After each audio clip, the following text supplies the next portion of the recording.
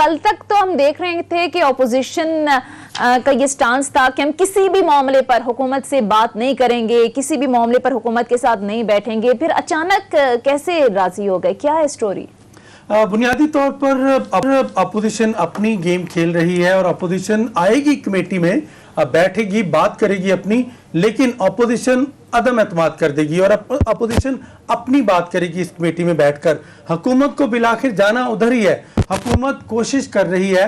ये जो पिछले दिनों एक प्रेस कॉन्फ्रेंस हुई थी जिसमें मैंने खुद सवाल किया कि आप अपोजिशन को तो दावत दे रहे थे, जिसमें आजम खान स्वाति और डॉक्टर बाबर रहमान ने दावत दी कि हम दोबारा दावत देते हैं कि आए अपोजिशन जमातें और हमारे साथ मिल के बैठे बात करें, लेकिन इलेक्शन कमीशन को उन्होंने दावत नहीं दी।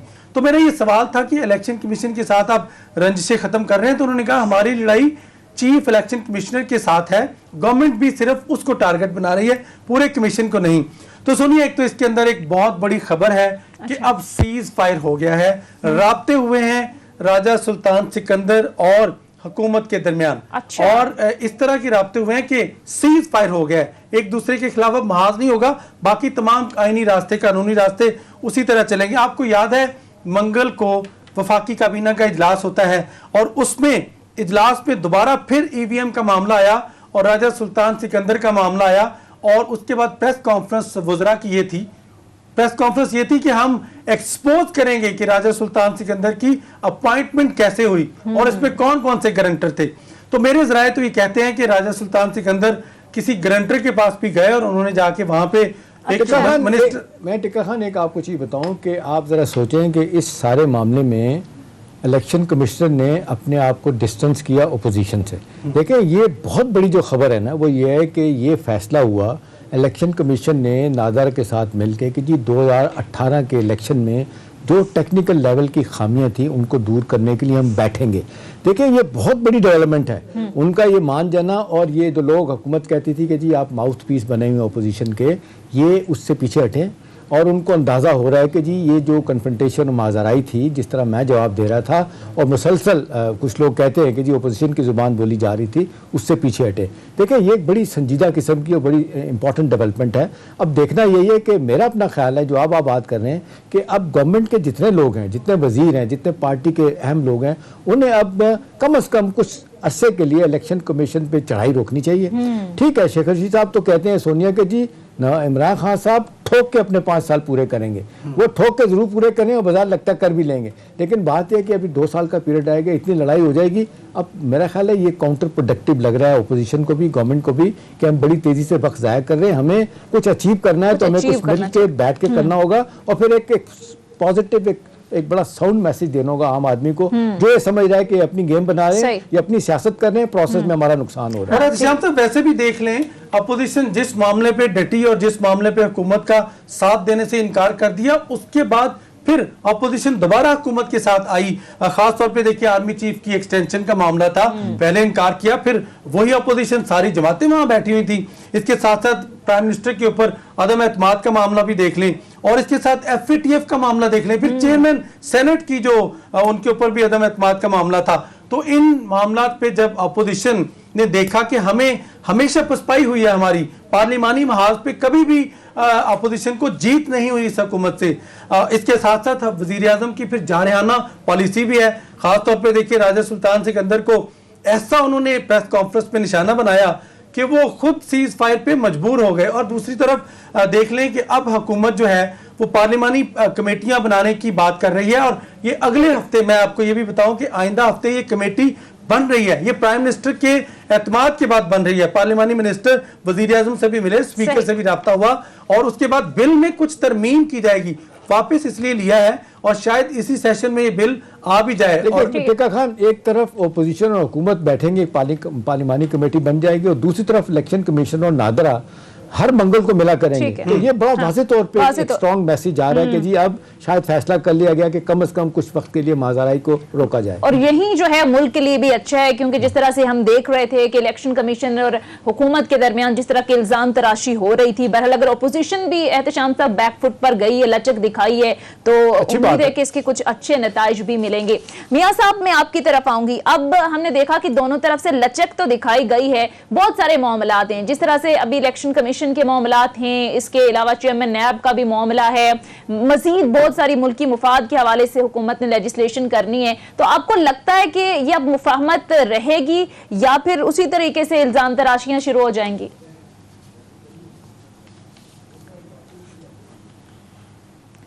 ना जायज़ा लिया जाए ना कि आम आदमी इसको किस तरह से देखता है। हाँ। तो या सियासी हलके जो हैं, या सियासी पंडित जो हैं, सियासी तजिया नगार जो हैं, वो इसको किस तरह स्मेल करते हैं। तो ये सारी डेवलपमेंट में जो है ना, वो हुकूमत हमें मज़ीद मजबूत और ताकतवर होती हुई नज़र आती है।